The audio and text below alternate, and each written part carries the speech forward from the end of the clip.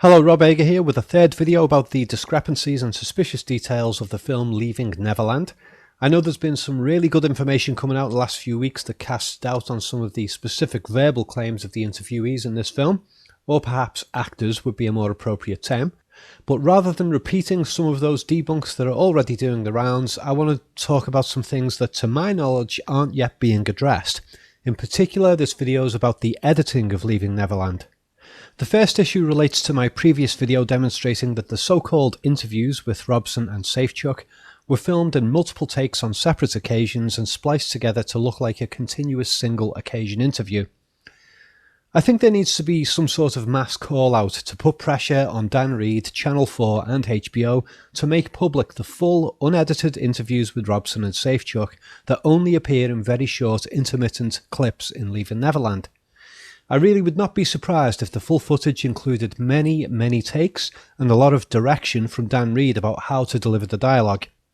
And I wouldn't be surprised if the full footage revealed that much of the dialogue from the accusers was actually scripted in advance. I'm not the only one who has these suspicions, so the best way the filmmakers can clear this up is to release the full footage. My guess is that an excuse will be given not to do so, but putting the pressure on could be a good thing. If a legal case is brought against the filmmakers, then they may have to provide the footage if a court orders them to do so. So if anyone out there is good on campaign issues along those lines, to get the full footage released, please do so. Use your skills to that effect. Next up is something I picked up on in my very first viewing of Leaving Neverland, but I don't recall it being mentioned anywhere in the news coverage or online debates that I've seen about the film.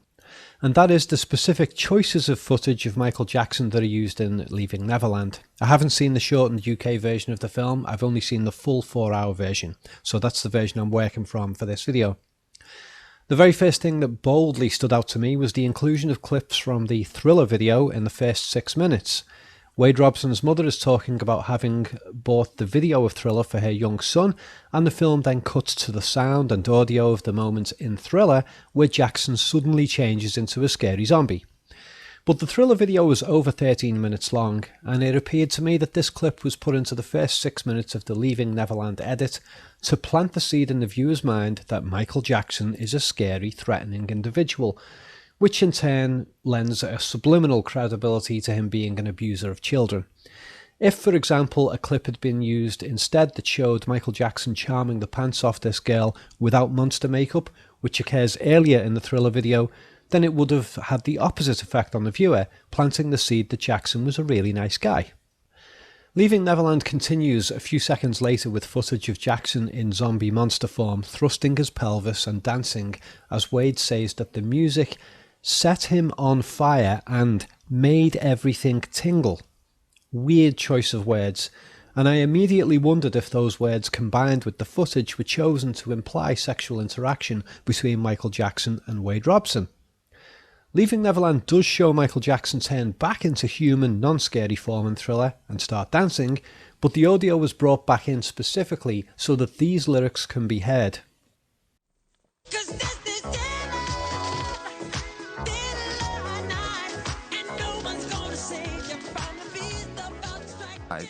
Slowly but surely.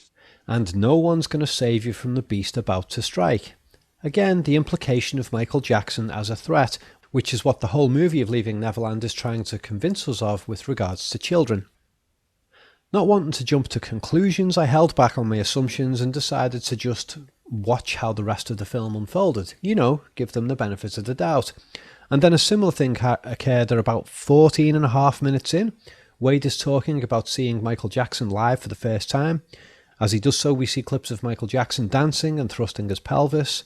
Now, in itself, that wouldn't be so suspicious, being that pop stars performing on stage tend to do pelvic thrusts a lot in choreographed dance routines, and it's not just Michael Jackson, tons of them do it. But as this is shown, Wade's narration includes lines about Michael's energy shaking his whole body, as in shaking young boy Wade's body. Is that a second effort to make us visualise sexual activity between Michael Jackson and Robson, even though none has been overtly stated yet?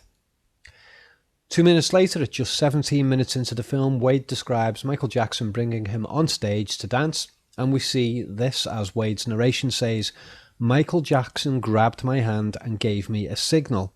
Like, come on, let's do it. I'm willing to let that one go though. But at 20 minutes into the film, something much more suspicious occurs in the visual edit. Wade talks about being invited to spend a couple of hours in Jackson's hotel suite, where Jackson was editing the movie Moonwalker. I've never heard of a movie being edited on tour from one hotel to the next. It's a hell of a lot of equipment to carry around, especially back in those days. But assuming Robson is telling the truth, here's the problem.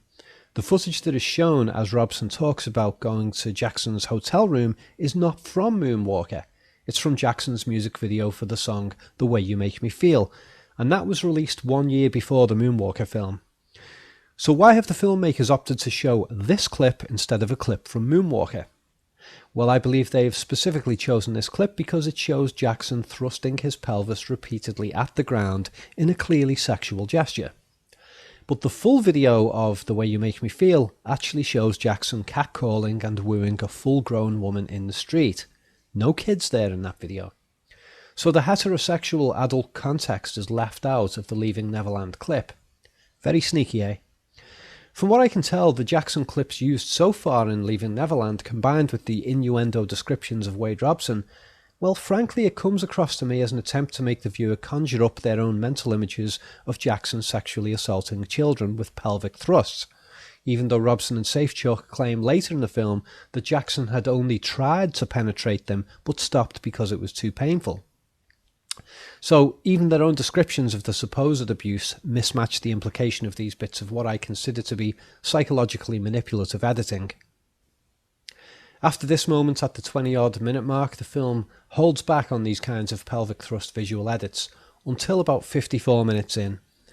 Wade Robson as a kid is shown doing little Michael Jackson imitator performances of his own, and the clips shown of him dancing very clearly are chosen to emphasise pelvic thrusts.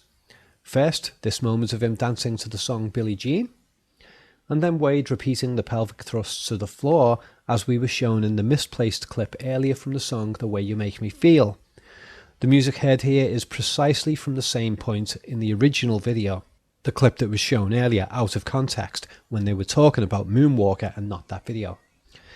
So of all the Michael Jackson clips they could show from all his videos, this particular moment from the Way You Make Me Feel video has been used twice in Leaving Neverland to get in that pelvic thrust issue. Then at just over 56 minutes in, we get another little clip of Wade and his pelvic thrusts.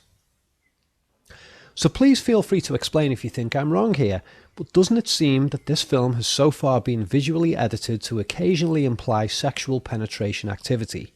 This stuff all occurs within the first hour of the movie, and for the remaining 3 hours doesn't seem to happen again. There are clips of Jackson dancing with the kids on stage, but they don't come off quite as suspicious to me. But by that point we're already into the full swing of Robson and Safechuck trying to pull on our emotional strings with unnecessarily detailed descriptions of abuse delivered in an implausibly calm manner. See my video on how their body language compares with that of real abuse victims if you want to know more about it. Okay, I'm going to outline some more general things about the editing.